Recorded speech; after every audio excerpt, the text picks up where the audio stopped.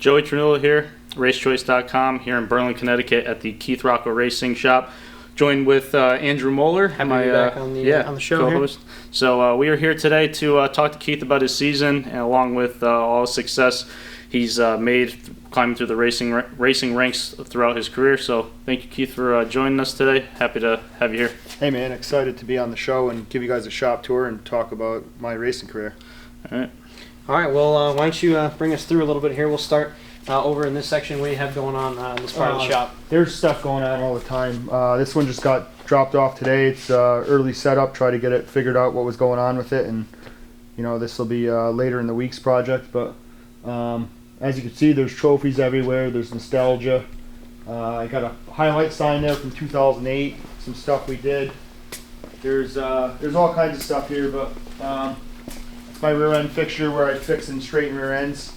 This is our main focus of what we do here for repairs. We'll bring cars in and put them on this fixture that we built and check them and make sure they're straight. As you can see, this one's a little bit off, so this will be tomorrow's project. We'll go through this and straighten it out and get it back to where it needs to be. You have cars coming in here all the time, right? Pretty much all winter long, everyone getting ready for race season, right? Yeah, this is actually this is the third one this week. Since Sunday we had some starting to come in, so this will be the third repair of the week. Definitely keeps us busy and keeps me from having to get a real job, I guess. But as you can see, we're well stocked with clips up on the shelf. You can't have a repair facility and not have clips to put on the cars. So try to stay well stocked with that. Over here we got Megan Fuller's car, which is another member of the RaceChoice team. I house and maintain this car over the summer, and the last few parts of the season she's been coming on strong. I think hopefully we can get a win for her and the RaceChoice team. Absolutely. Now I know moving into two cars over here, you got your twin 57s here. I think one's the Torma, one's the SK, right? Yeah, these are pretty much these are the house cars basically. Everybody knows the 57. It kind of goes back to really when I started my career in modifieds, put my name on the map, and brought the number along with it. The Mark and Mike owned 57. Pretty exciting. RaceChoice been on board with us the last year, and it's very exciting to have them on board, and especially with all the media you guys do for the drivers and the team members. But yeah, this is our open car. We actually won the 300 last year with this. That was a pretty exciting win, and probably the biggest one of our career. But then you got the SK over here. This is the mule of the fleet. SK racing's very tough. It's 40 laps of grind and things get beat up. You're driving for Dan Avery next year. What are the plans for the 57s for 2023? Well, actually, driving for Dan's going to free up a lot of time in the shop. We skipped a lot of the Stafford races for the open shows because there's not enough time to maintain all the cars, get them all to the track, and being able to free up one car every week is going to allow us to run all the open shows at Stafford with the Mark and Mike Payne 57, and then we'll do the Thompson races as well for the open shows, and this will primarily be the Thompson car for the handful of races that they have. And you never know. Maybe this thing could venture down to Speedboat and pay you guys a visit again. I think you like the Speedboat a little bit, right? Yeah. So I was just about to say, like you said, Thompson, 2 months from today, beginning of April. You've had a lot of success at Thompson. This is going to be your Thompson car for the full season? Yeah, as you can see, we got a slim jump on this one, but primarily the motor's at the engine shop, which is the Thompson's a horsepower capital of New England, so you can't go there with a wore out piece. So that's getting freshened up now at Pettit Racing Engines. And over here we got a vintage Moose Hewitt car from back in the day. Actually, this came in for a collapsible steering column. We're gonna move the seat, extend the pedals, and do some other safety stuff to it. But this is pretty cool to look at the way some of the guys raced back in the day. They're pretty crude. Kind of cool you have this car in here. I mean, it kind of goes to show that you can pretty much do anything anyone brings to you. Yeah, we try to serve the racing community the best we can, and no matter what it is. Just last week we had actually had a 53-foot race trailer where my brother works, Cobra Automotive, that I spent a couple weeks in that doing some gusseting and reinforcement because they overload it with cars every week to go all over the country. Yeah, so another thing I wanted to bring up, as everyone can see in the background, lots of trophies on the wall, pretty much everywhere in here. So talk about, some of your favorite wins. I know you have some NASCAR trophies up there as well. I'd honestly say the favorite trophy I have probably isn't on the wall. It's actually probably the coolest thing I have in the shop that's actually buried up there on the shelf, which is it's actually a hood that they gave us for one of the Stafford Open races back in the day. It's a Lincoln Tech hood that's all, you can't see it up there. It's covered up with other parts, but that was pretty cool to get because, that's not a one-off. It's kind of like a one-off, it's nothing you ever win again. So those are stuff like that's really cool to put up on the wall or on the shelf. But definitely a lot of trophies in here. We won a lot of races over the year and we've had some pretty good luck.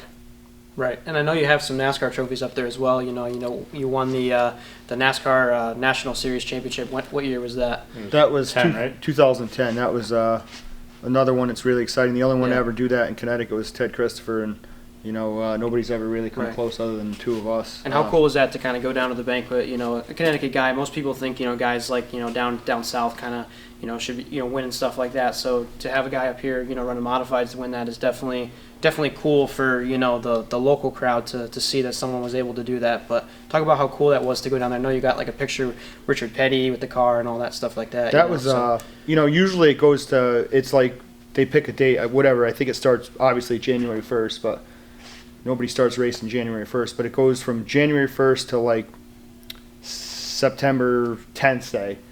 And you have till September 10th to win that championship, posting your best 18 races. Well, come August, the end of August, I actually had 18 career wins with full field. So we actually locked it up before it was even over, which was, took a lot of pressure off of me, and we were able to actually have fun the rest of the year. Because when you're aiming for something like that, it's a lot on your shoulder, it's a lot on your plate. Right. But to go down there, and celebrate, like we had, both cars down there in the ballroom, and our whole team and everybody who helped us out, sponsors. It's a pretty prestigious thing. Yeah, no, that definitely had to be a cool moment in your career. Definitely one of the top ones, right? Yeah. So I remember that season pretty well. I was just beginning my, start of racing at Waterford. I don't think you were pretty young back then, so obviously Andrew wasn't around. Yeah, I don't know. I don't know how old I was. No, it was definitely cool to see that season come. I know you were seeing victory lane left and right, and that leads us to coming down here for today. Obviously, me and Andrew have known you for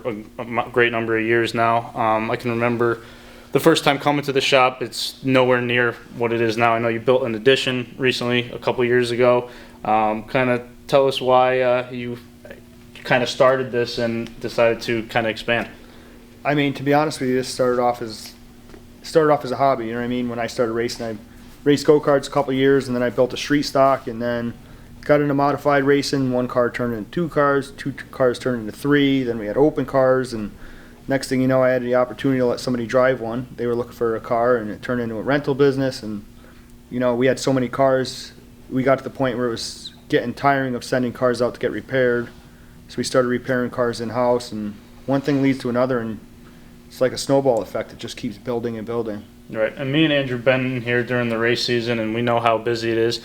Do you ever find yourself, kind of working on so many other people's cars that you get to the track with your car and you're like, you wish you spent more time on it during the week? Absolutely. It's been to the point this year where everybody else's car is done and loaded on Thursday night, and then Friday morning I'm out here thrashing on my stuff Friday morning trying to get it done, which, sad to say, but it ain't no way to race. That's why I'm looking very forward to racing with Dan Avery and Michael Sullivan, because it's gonna put the fun back in it for me. By the time I get to my stuff and I load it in the trailer and it's 12 o'clock and I'm still like thrashing on stuff and trying to get all the last minute stuff, it takes the fun out of it for me. So definitely looking forward to the season. But it goes to show the dedication that you have to the other racers too as well, which is definitely cool to see. Not a lot of people are willing to sacrifice their own racing for someone else's to help them get to the track. So that's definitely cool that you do that. Yeah, well, if you want to, if I want to build this business the best it can possibly be, if I want to do that, everybody else has to come before me. Yeah. True. So this is one that just came off the jig here that we just repaired. This is actually the winningest car in New England right here. This was actually my original Thompson car that I bought, and then it became my Waterford car. This thing probably has, no lie, 100 wins on it. Is this the national title car? This is the national title car. Yeah, it's an older car. It's actually an 04 Troyer, but it came in for repair. It's been all updated, but as you can see, we put a it didn't need a whole clip, so you know things are getting expensive these days. So we could save a little money. We did a partial clip on this one, fixed up some Nerf bar mounts, but yeah, this car brings back a lot of memories. It's pretty cool to have it back in the shop. And is this something that you'll never get rid of? Like you probably would keep it forever? Oh no, I sold it. I mean, oh, you all know, right.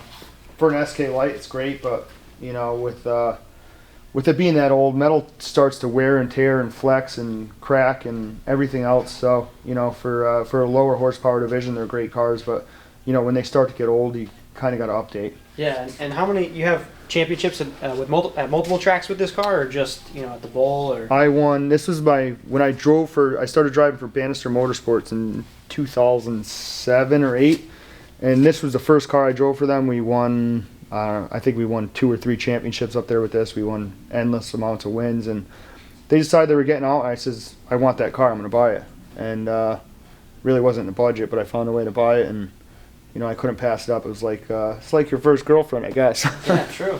Literally, it was awesome. I mean, any track we went to the North-South Shootout and won with this. We won Thompson with it. We won at Waterford with it. This one's actually never seen. It's seen Stafford as a rental, but it was always fast. But really good car. One of those cars that's just in a league of its own. That's kind of what's going on in the main room when you walk in. I know there's some other stuff we want to see. So yeah, I mean, he's gonna bring us back.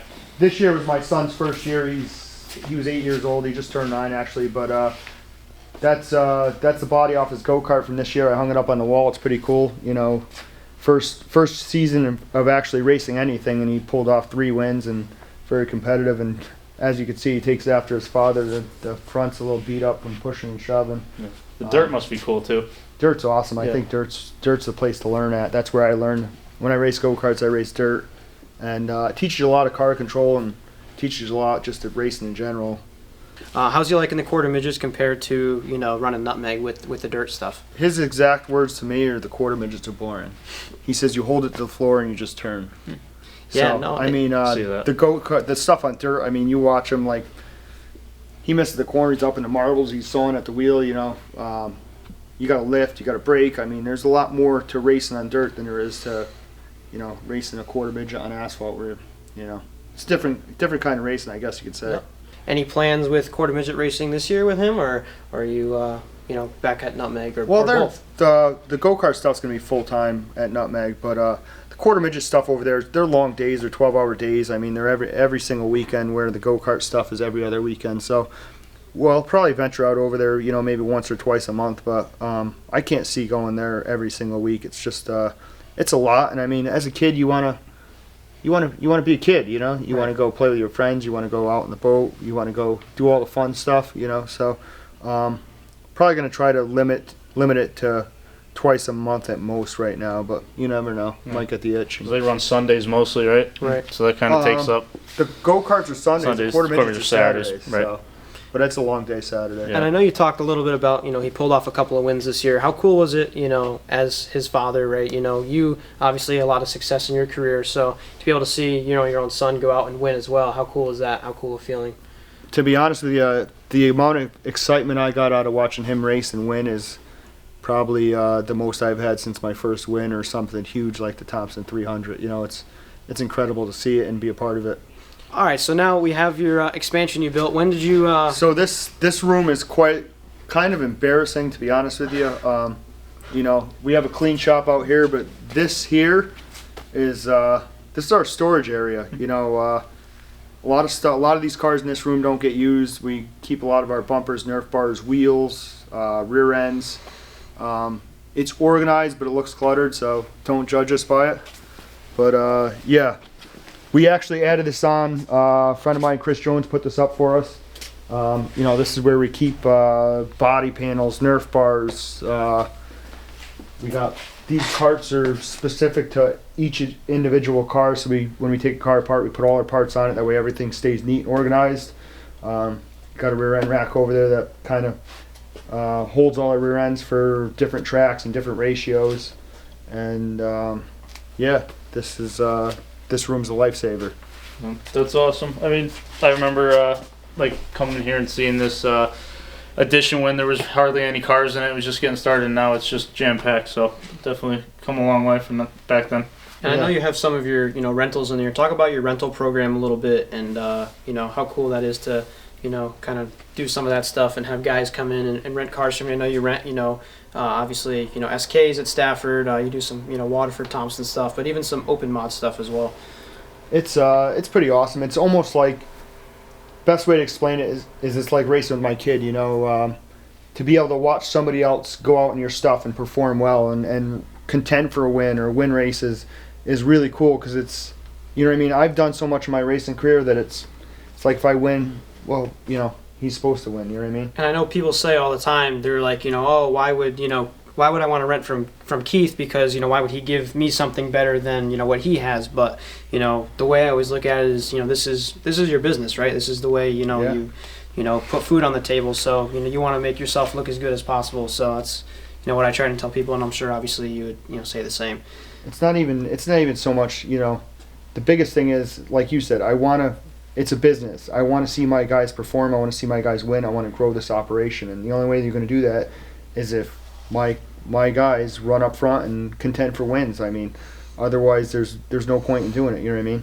Right. Yeah. Very true. Definitely. I mean, me and Molleur have been to the track many times, and even though Molleur has off nights, obviously we see you and guys helping you out, helping all your guys around the pits. So you're constantly going, even when you're at the track, you're still working. So that's really good to see in somebody who has had as much success as you have. No, and it's cool because working with you the last couple of years, doing the rental stuff at Stafford, it's your team is kind of like a big family. Everyone helps out each other.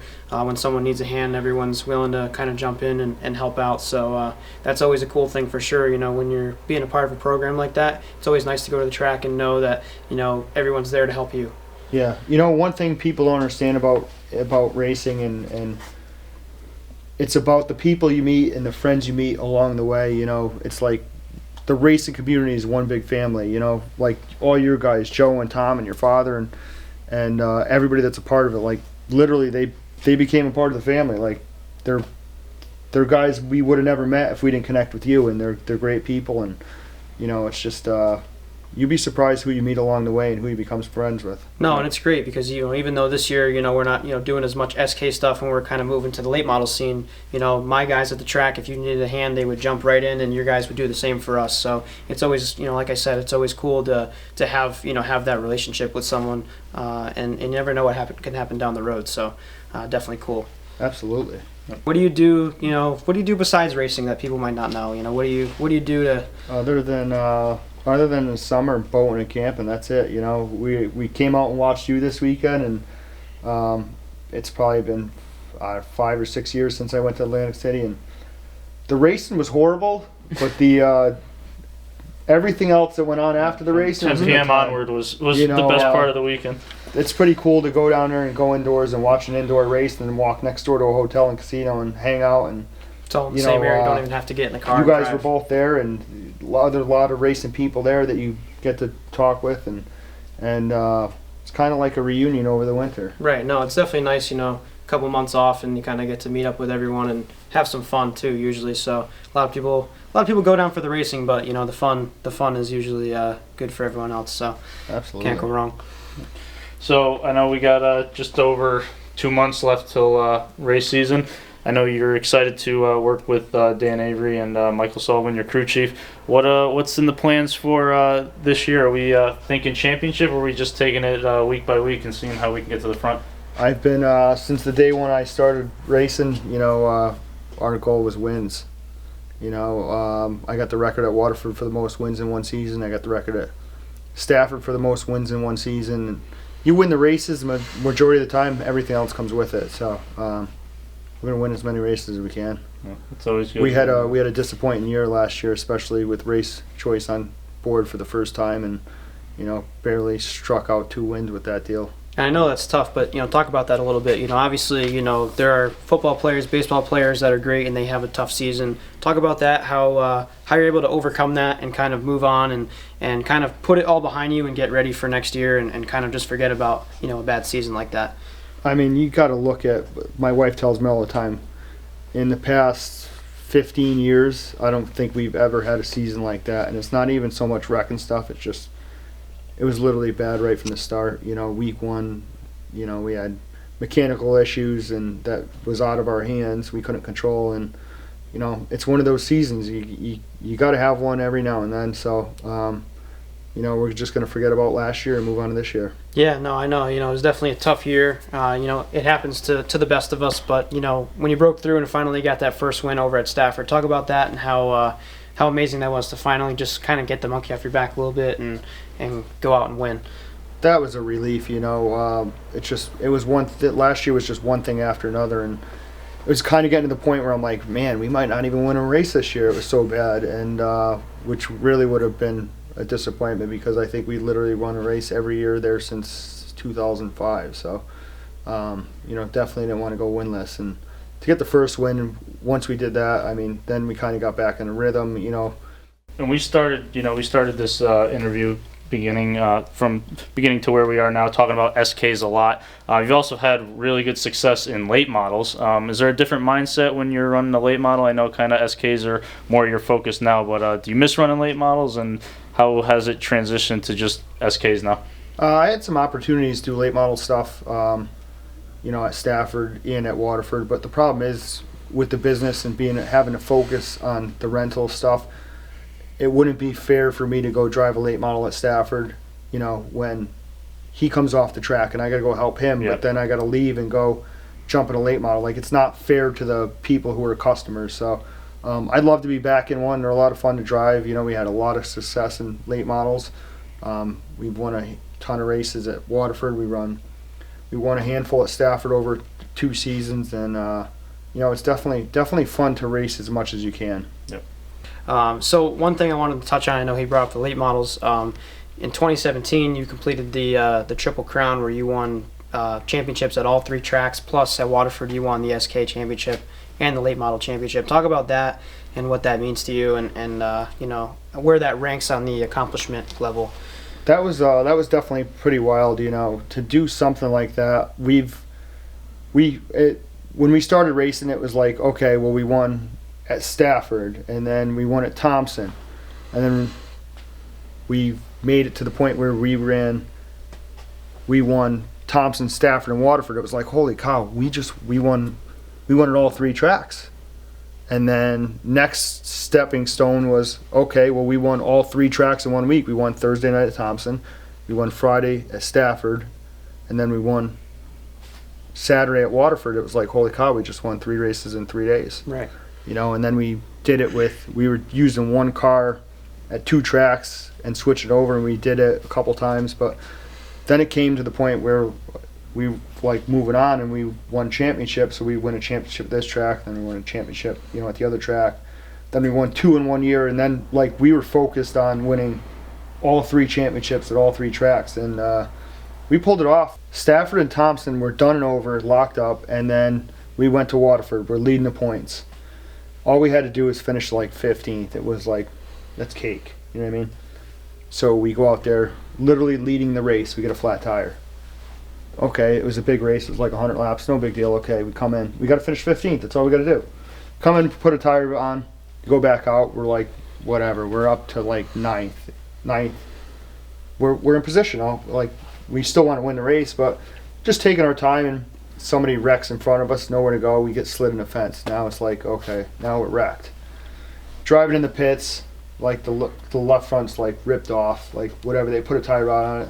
The rack end is broke and the caster bar is broke, so they can't fix it. So we go to the weld. My father's like, go to the welding truck.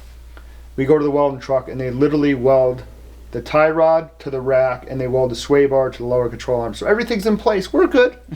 We're good. There's like 10 laps to go. We just got to finish 15th, right? Mm-hmm. We go back out. We're all set. We're in position. We can win, right? 3 laps to go.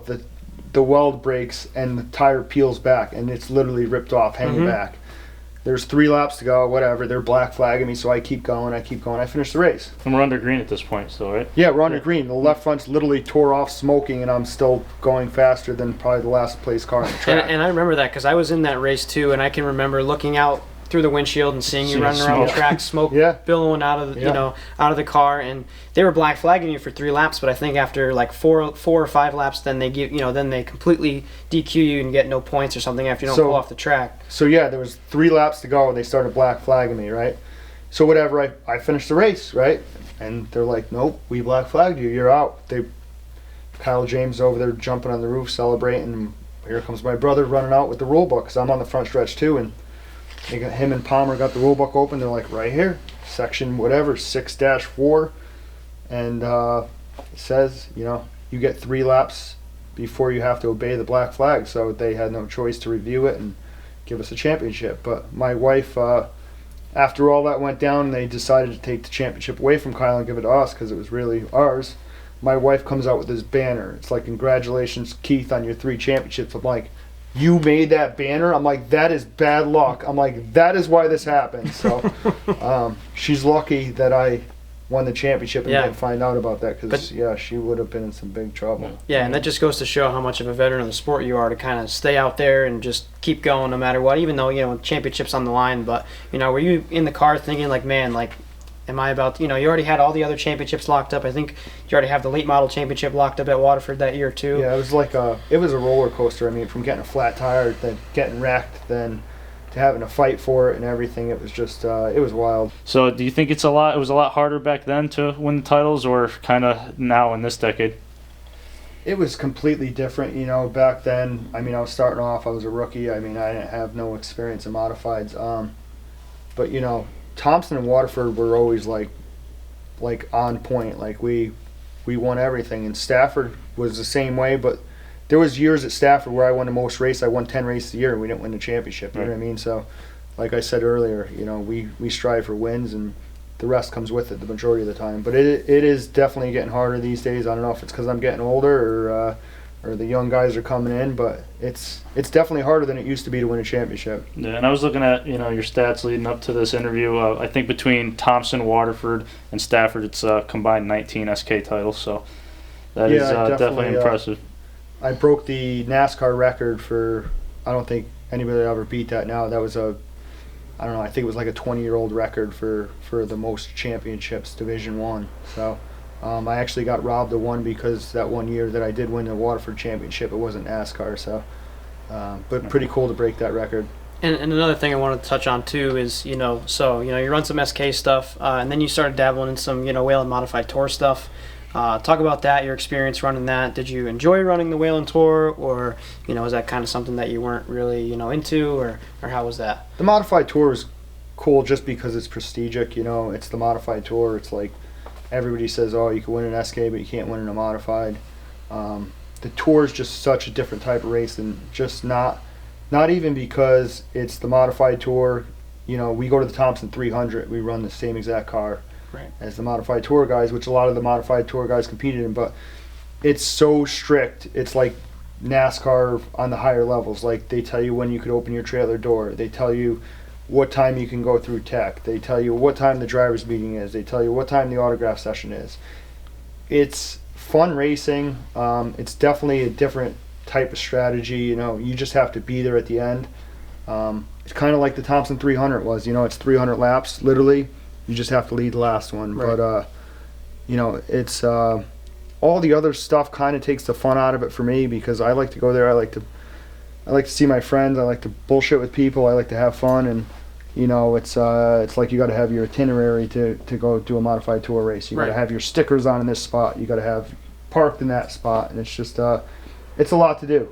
And I know you also got to run, an ARCA race as well. Do you feel kind of the same way about, the ARCA, or what was your experience like, running that? My experience with the ARCA car was, it was fun to go do. We went to Phoenix, never been there. We really short on practice because of COVID that year, but, you go out there, I'm going to compare it to an SK or even a Tour type car. You go out there in an SK or a Tour type car, and like, if your car is 50%, you could take it to 75%. You drive an ARCA car, you got what you got. If you try to make it go faster, you're going to go slower. It's really all on what you drive. Yeah, no, it seems like a cool experience, but that's kind of something that a lot of people, a regular race fan wouldn't really understand something like that, So that's definitely good information to find out. Well, Keith, we just want to thank you for letting all of us come down from RaceChoice today and spend some time interviewing you, talking about your 2022 season and your upcoming season this year. Glad to have Race Choice on board again as well. I know Andrew's really excited for his race season, so just trying to get Race Choice out there. I know we have a lot of drivers we're helping out this year, and we hope to get to the track as much as we can and support you guys. Yeah, absolutely. You know, I'm glad to have you guys back on board, especially on the new team for Dan Avery. And, you know, hopefully we can get back to winning ways where we're contending for 5, 6, 10 wins a year. You know, Andrew not racing much at Stafford. Hopefully come out with a camera and take some pictures and hang out with us. And same as you. Yep. And before we go, just you know, who else do you want to thank? You know, this upcoming year, or anyone that you want to thank that's gotten to you at this point. There's a lot of people to thank. You know, the biggest thing is car owners, Mark and Mike Payne, obviously Dan Avery this year. Great to be on board with them. Looking forward to racing with Michael Sullivan. You know, obviously racechoice.com, you guys for coming out here and doing this. But, you know, Troyer Race Cars, TFR Manufacturing, Pettit for the awesome horsepower. And there's a lot of sponsors. It's hard to name them all throughout this, and I hate to name one and leave the rest out. So we're just, they know who they are. They're a huge part of what we do. Everyone from the guy that gives us money for gas in the hauler to the guy that buys all our tires. They're all huge and a big part of what we do. Yep. So there you have it. That is Keith Rocco, another Race Choice driver. Hopefully we're back here in 7-8 months doing an interview with some championship trophies next to a Race Choice sign. So thanks, Keith, and hope you guys enjoyed it. All right, thanks. Great, thank you.